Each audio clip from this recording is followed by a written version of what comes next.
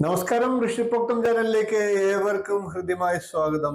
ശനിയും വ്യാഴവും കഴിഞ്ഞാൽ നവഗ്രഹങ്ങളിൽ ഏറ്റവും കൂടുതൽ ഗോചരഫലത്തിൽ ഗുണദോഷങ്ങൾ നമുക്കായിട്ട് നൽകുന്ന ഗ്രഹങ്ങളാണ് രാഹുകേതുക്കൾ. ശനി കഴിഞ്ഞാൽ ഏറ്റവും അധികം കാലം ഒരു രാശിയിൽ നിൽക്കുന്ന ഗ്രഹങ്ങളും രാഹുകേതുക്കളാണ്.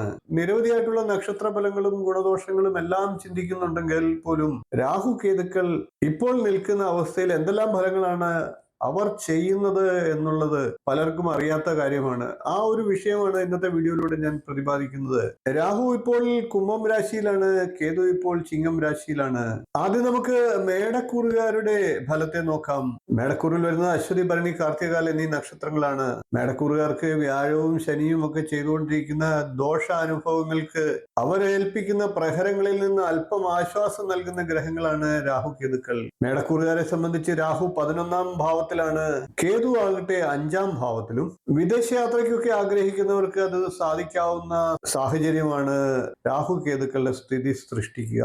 വിദേശത്തുള്ളവർക്കും ഗുണഫലങ്ങൾ ലഭിക്കുന്നതാണ്. അതേപോലെ തന്നെ ഉപരിപഠനത്തിനും ഗുണപ്രദമായിട്ടുള്ള സമയമാണ്.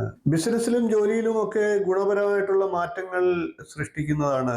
വിവാഹ കാര്യത്തിനായിട്ടുള്ള പരിശ്രമങ്ങളൊക്കെ ഫലവത്താകുന്നതാണ്. പുതിയ സൗഹൃദങ്ങളൊക്കെ ഉണ്ടാകുന്നതാണ്. കൂടാതെ പ്രണയ ബന്ധങ്ങളിലൊക്കെ നല്ല പുരോഗതി ഉണ്ടാകുന്നതാണ്. യാത്രകൾക്കൊക്കെ സാഹചര്യങ്ങൾ ഉണ്ടാകും. അതുമൂലം ജീവിതത്തിൽ സന്തോഷവും സമാധാനവും ഒക്കെ ലഭിക്കും. കൂടാതെ ദാമ്പത്യ ജീവിതത്തിൽ നല്ല സുഖവും സന്തോഷവും ഒക്കെ ലഭിക്കുന്നതാണ്. അകന്നിരുന്ന ദമ്പതികൾക്ക് അടുത്തു വരാനുള്ള സാഹചര്യങ്ങളും ഉണ്ടാകും. സാമ്പത്തികമായി നല്ല പുരോഗതി ഉണ്ടാകാനുള്ള സാഹചര്യങ്ങളും രാഹുകേതുക്കൾ ഉണ്ടാക്കും. പ്രശ്നങ്ങളൊക്കെ തന്നെ തുല്യമായി പരിഹരിക്കുന്നതാണ്.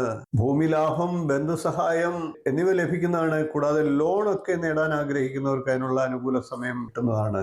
സർക്കാർ സഹായത്തിനും സാഹചര്യങ്ങൾ ഒരുങ്ങുന്നതാണ്. അതൊക്കെ അല്പം ആശ്വാസകരമായി ജീവിതത്തിൽ അനുഭവപ്പെടുന്നതുമാണ്. സുഹൃത്തുക്കളിൽ നിന്നും അതോടൊപ്പം തന്നെ സഹായ സഹകരണങ്ങൾ ലഭിക്കും. ചിരകാലമായിട്ടുള്ള സ്വപ്നങ്ങളൊക്കെ പൂവണിയാനുള്ള സാഹചര്യങ്ങൾ ഉണ്ടാകും. കൂടാതെ വാഹനഭാഗ്യം, സന്താന ഗുണം എന്നിവ നേടുന്നതാണ്. കൂടാതെ ജീവിതത്തിൽ മാറ്റങ്ങളുടെ ഒരു പുതുമഴ തന്നെ പെയ്തിറങ്ങുന്നതാണ്. കലാ, സാഹിത്യം, സാമൂഹ്യം എന്നീ മേഖലകളിലൊക്കെ പ്രവർത്തിക്കുന്നവർക്ക് അംഗീകാരങ്ങൾ ഉണ്ടാകുന്നതാണ്. ബിസിനസ് കാര്യങ്ങളൊക്കെ വിപുലീകരിക്കാനുള്ള സാഹചര്യങ്ങൾ ഉണ്ടാകും.